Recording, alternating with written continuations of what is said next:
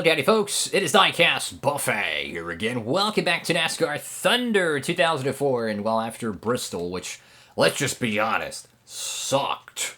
We're moving on to a better racetrack that we're actually really good at, which is Texas Motor Speedway. We have Talladega coming up, we have the Virginia 500 at Martinsville. Let's get updated Winston Cup standings. Tony Stewart still cruising, trying to win a championship number 6. Dale Jr. right in the mix. Yeah, we lost about 120 points by finishing like 35th after we, let's just be honest, we kind of wrecked ourselves. We were going to finish like 33rd, but I tried to take some revenge out on a guy who dumped us weeks ago. Let's get an update on our Rookie of the Year battle, and it's a very competitive battle, I might add. Actually, no. Oh, wow. I thought there was only supposed to be one rookie. I was thinking of NASCAR 03 when we only had one guy. This guy's from Dallas. That's pretty cool. I've been there. It's a fun city. But yeah, that's your current rookie battle. How about the pole award? Junior's leading that. Manufacturer title, Chevrolet. Yeah, the problem with the manufacturer title is Pontiac has like 4 full-time entries. None of them are championship contenders, so you can write them off. Dodge pretty much only has Ryan Newman that can win Winston Cup races, so you can pretty much write them off. And Ford, they have next to no one at Roush that can truly win a championship because they're so inconsistent, that being Kurt Busch or Matt Kenseth because Mark Martin's retired. Greg Biffle's no longer there. So pretty much all they have, well, is Kenseth or Kurt Busch. Only 2 cars, not able. And then, oh, by the way, you have Joe Gibbs Racing, Childress, our team, which is Buffet Racing South, Hendrick Motorsports, DEI, and a whole bunch of mid-tier cars. So, yeah, it's just, they pretty much get it. They're like grandfathered in. I don't know if anyone has ever actually won the Pontiac title in this game because there's just not enough cars. That would be interesting. So anyways, okay, actually we can get some stuff done. So we have 2 races for the next short track event, which tells me we need to get our short track car ready to go because it just got beat up. Surprisingly, we didn't have a DNF. So let's go and get our short track car fully ready to go for the next event. Because we know we do have Texas this weekend, and then we have Talladega, which are both very, very good tracks for us. So there's some positivity there. Race weekend. All right. Let's get it done. So we're going to Texas. We've won here. We might be able to right the ship once again and get another 1.5 mile win. I don't know, guys. Could get bad. Now here's an interesting discussion. Do you want the 81 downforce? Yes. Obviously, you picked the best one, but without further ado, let's go to Lone Star State. Alrighty, folks, so we qualified on the pole, just barely edged out Jimmy Johnson for the Samsung Radio Shack 500 pole position. Let's go trackside from Fort Worth. Welcome to Texas Motor Speedway in Fort Worth, Texas, and today's NASCAR Winston Cup race, the Samsung Radio Shack 500. What's in store for these drivers today? Texas is a D-oval, which is similar to Lowe's in Atlanta. It can be very tricky to drive, though, because it has a very narrow groove. These guys will have to be patient and plan their passes perfectly if they want a shot at victory lane. This is one of the best starting spots of the year for the McDonald's car. Yeah, this should give the whole team a little boost. They've been struggling in qualifying week after week, but it looks like they're trying to turn things around. I'm proud of those guys. Ryan Newman will try to use this race to gain a couple spots in the points. All of those guys are very happy with their top 10 season so far. Hopefully they can mount a charge that will pick them up some more points on the leaders. An unusual back-of-the-pack start for the Target Dodge. You're right, it's going to be tough for him. You get so used to starting up front, and then you have an off week and have to start towards the back. Then when race day comes, you feel like you passed 1,000 cars at the end, and worse yet, sometimes you never make it to the front.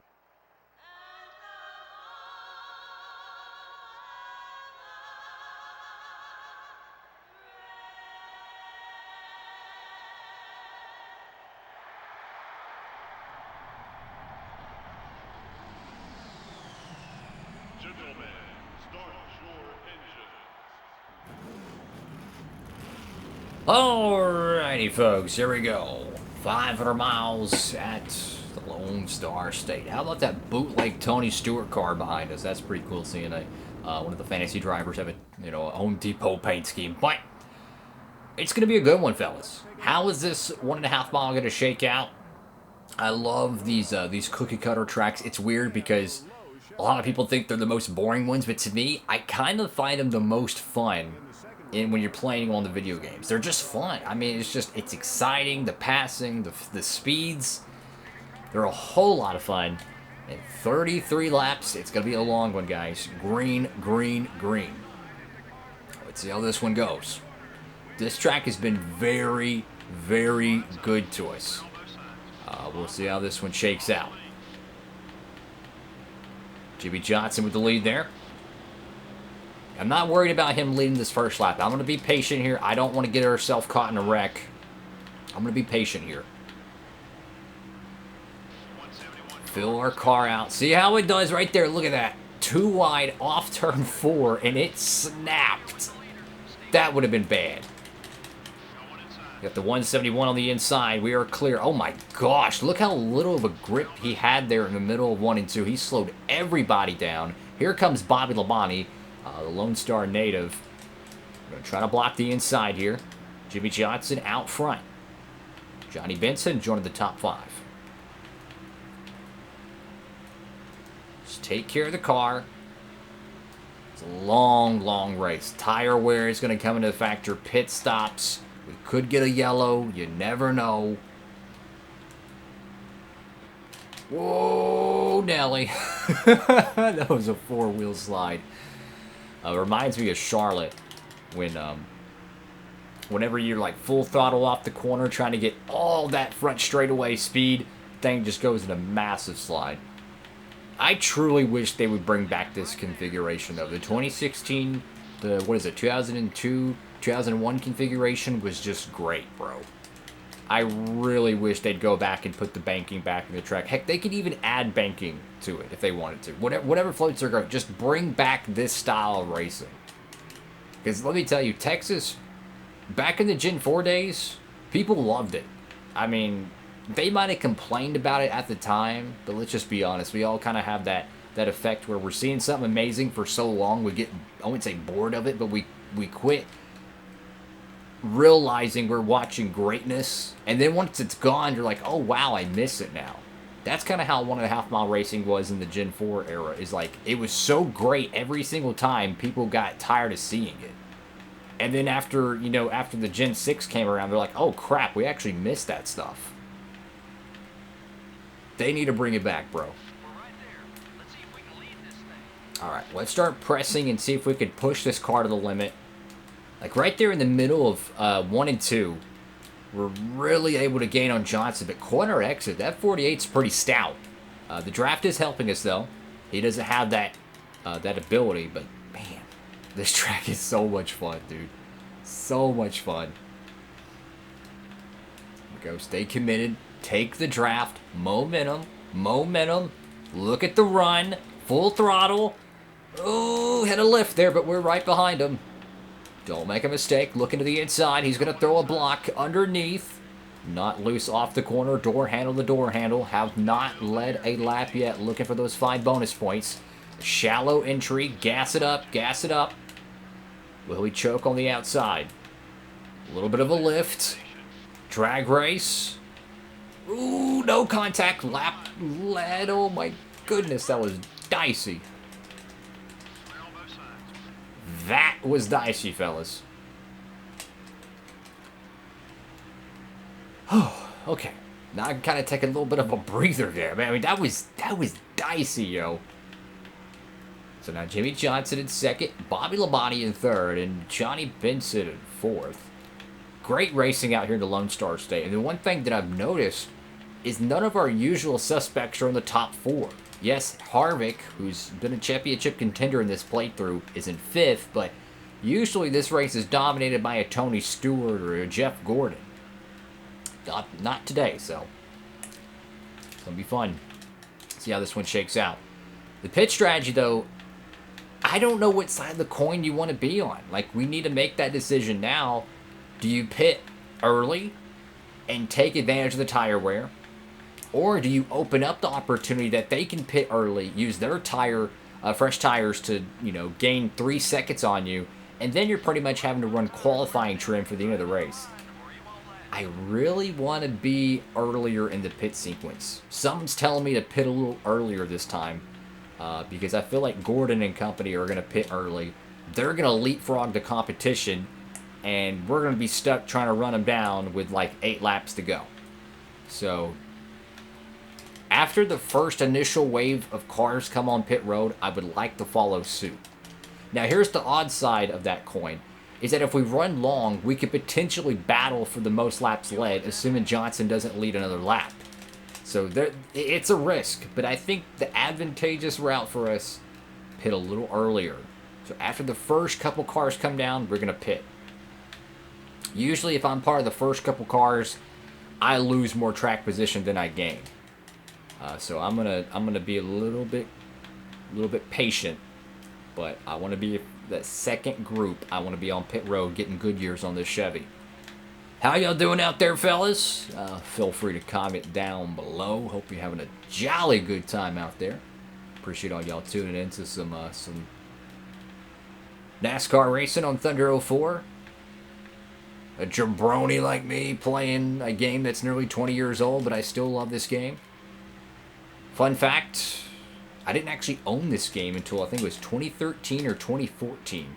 I rented it once in Blockbuster back in, I think, 05. And never played it again until early 2020s or 2010s. Bad luck for Brian Vickers. Pontiac Camp has the engine go south. That's not going to help their manufacturer title. I believe Johnson led about 7 laps, and we passed him on lap 8.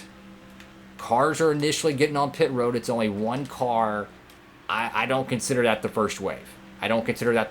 One car, that actually might be Brian Vickers now I think about it. So yeah, but that's not the first wave yet.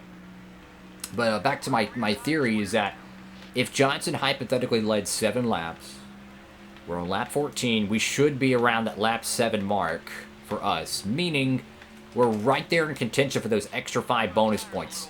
First wave of cars are on pit road. We're pitting this time. I think we have plenty of fuel, but my worries is this, guys, is you're going to see one of the championship contenders. They're going to pit now. They're going to take full advantage of those fresh tires, and they're going to leapfrog the entire field. I'm not worried about Bobby Labonte and Johnny Benson leading extra laps right now. I'm going to go ahead and be on the front side of this coin. Oh, my goodness, and we almost ran over a car on pit road. That's great. All right, no damage repair. Keep the car like that, and let's go for it. Hopefully we have a good pit stop here. Hopefully we don't get blocked in. We shouldn't. I think we should have a green stretch to our pit box. If a caution brews, well, we're screwed. Knock on wood. Hope and pray to God we get a good pit stop. Johnny Benson and Bobby Labonte going to follow us down pit road. Hopefully we'll get a great stop here, guys. Come on. Gotta get a great drink of water, get a swig of coffee, and we're ready to go. All right. So, I think Earnhardt is the race leader. Oh, don't get sideswiped. We don't want to Kevin LePage the field. But what it looks like to me, Earnhardt's the leader, Gordon's second, and I want to say it's Stewart at third or fourth. Again, we'll get a full update on everything as this Winston Cup race rolls on, but it's going to be dicey. I don't think they've pitted. Stewart's on pit road and a red car pitted. That might be Kurt Busch. But I've lost these 1.5 mile races before because Tony Stewart would pit early, get those fresh tires, gap me by like 4 seconds with an unbelievable pit stop, I might add. And then after I got all my tires and everything said and done, I might have 8 laps to run down 4 seconds on the AI. And you know how the AI are. There's sometimes, when they're on rails, they are on rails. Nothing can, they can't do no wrong, you know? That's what my fear was. So I'd rather be on the front side of that coin, try to anticipate it, and see if we can win this big 500 miler. You know, the cool thing about career mode in this game is that you don't get to make the schedule. You have to race exactly what the schedule is. If it was up to me, I would make a whole lot more of these 500-mile races because we are so good at them. And that's what's so much fun is you're having to race the schedule it gives you. So it definitely adds another level of challenge. Jeff Gordon pitted late. I did not anticipate that. This should be the battle for the lead right here, though. Kevin Harvick and Jimmy Johnson, but I think we came on all right, though. I don't know long term in the last 3 laps of this race, but we'll have to see. Again, I've been burned by pitting late. I've been burned by pitting early. You never know at these big 500-mile races, guys. Anything goes. Labonte, that is weird why he's on pit road now, because I could have sworn I seen a green car pit with us. So that was either another green car or something glitched out and he didn't get the pit. I'm not sure, but I swore I seen a green car behind, what's his face, or near Johnny Benson. So either another green car pitted or that was a glitch. I don't know. I might have to go back and rewatch that. Maybe I'm just tripping, y'all. All right, this is the battle for the lead here. Jimmy Johnson stacking laps. So the ability for us to get the most laps led bonus is fading away fast. I think we have 7 to 9 laps led total. Johnson's probably up to 10, maybe 11 now. And he is just adding to that resume. Winston Cup points every year. 5 points is sometimes worth 100. I mean, it's just so critical to get those points in a massive run. Underneath Kevin Harvick there. Closing in on 10 laps to go. Come on, we need to set him up. Look at the distance we have on the rest of the field, though. That's fresh tires. That's why I wanted to be aggressive on that pit call, because if we would have pitted late and they did what we just did, man, they'd be sitting pretty.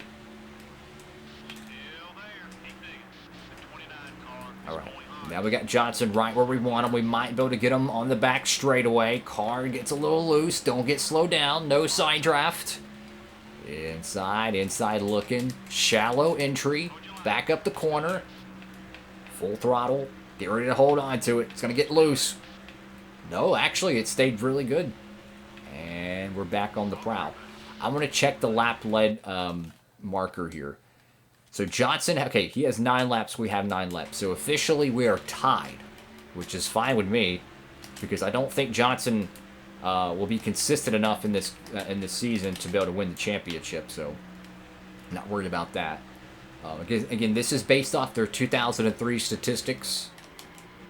Technically, they're post-2002 statistics. Mostly 2003, but, you know. If they had a hot year in 02 and they sucked in 03, they would still probably give them a great chance. You know what I'm saying?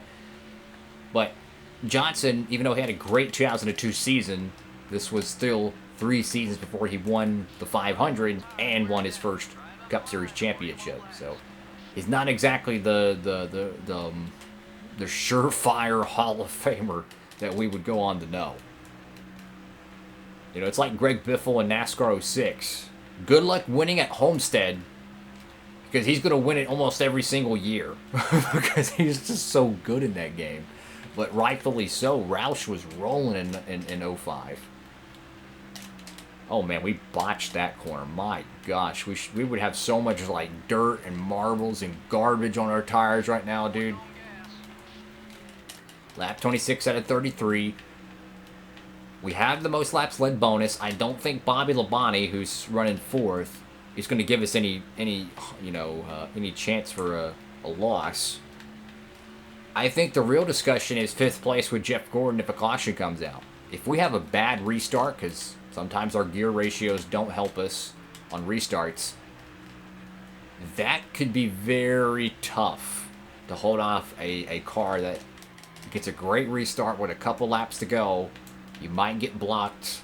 You might not be able to get that momentum, and he finds a way to win. So if we can just hold on to it, we'll be good. Don't want to have an engine failure. Don't want to hit a jackrabbit. Don't want to do nothing. Just bring it on home. Whew. Them 4-wheel slides, man. Oh, Nelly. Just got to take care of that car, brother.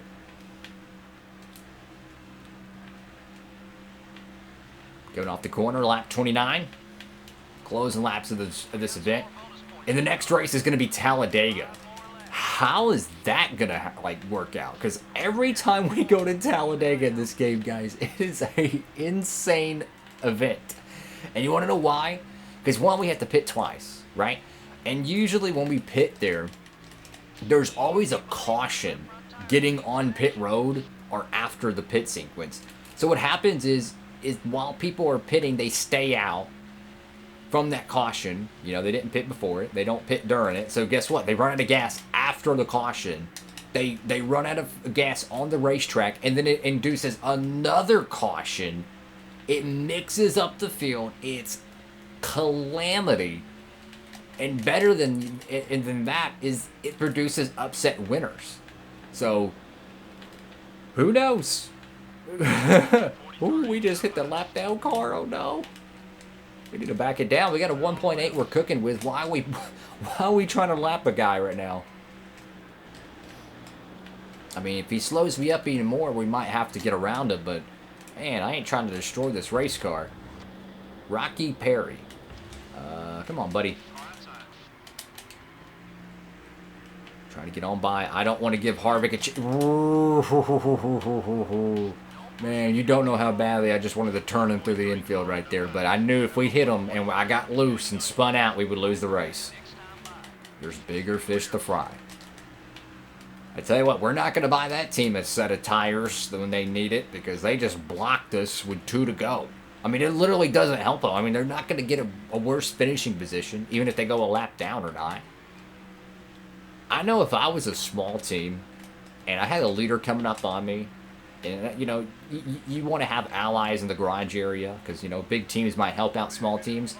I would get out of the way as soon as possible, and I would be on their good graces. Because you never know. One day that might lead to a technical alliance. Then one day that might lead to purchasing equipment from them. You never know. I would always, if I was a small team, try to be, when I could help out the big teams, I would absolutely do so. Because it could pay dividends in the future. Coming off turn 4, huge win at Texas. 3rd win of the season. Hey, man, we'll take it. That was a good race. We pitted early. That was the right call, I think. Because if we would have pitted late, who knows how that one would have shook out. But it wasn't a dominating effort, though. Really, it wasn't. Johnson had a stupid good car. We were just a little bit better. And if that restart would have came out with the caution, how would the 24 fared? You know, would we get a bad restart in the 29 and just drive away? I mean, you just never know at these events. They can go either way, but a huge win. I love this track. This is the good Texas Motor Speedway. I mean, put it this way. Nobody complained about the racing in 05 at Texas Motor Speedway. I mean, let's just be honest. Sure, it was a cookie cutter and it wasn't the Bristol 02 night race, but I mean, it's like, if they would have knew what they would have nowadays at Texas, they would have said, oh, yeah, we are very spoiled, fellas. This is back when the track actually meant something on the schedule. I want to park it on the start-finish line. I want to see if we can do this. Let's see. I want to park it where the driver's side is facing this flag stand on the start-finish line, because it makes a cool photo shoot. There we go. That's another win, fellas. Getting closer to that, I think, 80 career wins. Hey, man, 3rd win of the season. You gotta get them while you can. You know, you gotta get them while you can. We did everything we could. If we would have had a bad pit stop there's no doubt in my mind we would have lost this race. If we would have wrecked with that lap car, we would have lost this race. You know, it seems like we win a lot, which we do. But at any given moment, you could lose it all, right? That's life, you know? Any given moment, you could lose it all. So, a great win for the team. I do wish our pit stops were a little bit faster, because I know the AIs are faster than ours, but, hey, man, we'll take it. Give me a drink of water here. And I love that trophy, dude. It's so cool. And hey, we didn't make any rivals, so cool. Drinks on us. a maximum point stay, and more points will gain on company like Earnhardt, Gordon, Tony Stewart. I don't think Ryan Newman is just having the championship speed. There's no way he's going to win this championship if he's running 8th place. I know that sounds asinine, but that's how competitive the championship is. I mean, it's like IndyCar. It's like they're always up front. You know, there's hardly a mulligan. Got to give a hats off to Johnny Benson. He was running well in the top 5 before that pit sequence. Pit crew probably let him down. Looking through the pit or the finishing order here, man, they need to put that 5 car out of its misery. I'm sorry, that thing is just it's bad news. Just like the 88 car and the 6 car, they need to put them things out of the misery. The 2 car, I mean, my goodness. I know you got to replace the drivers, but man, put Brian Vickers in there. He's probably do better than what they got.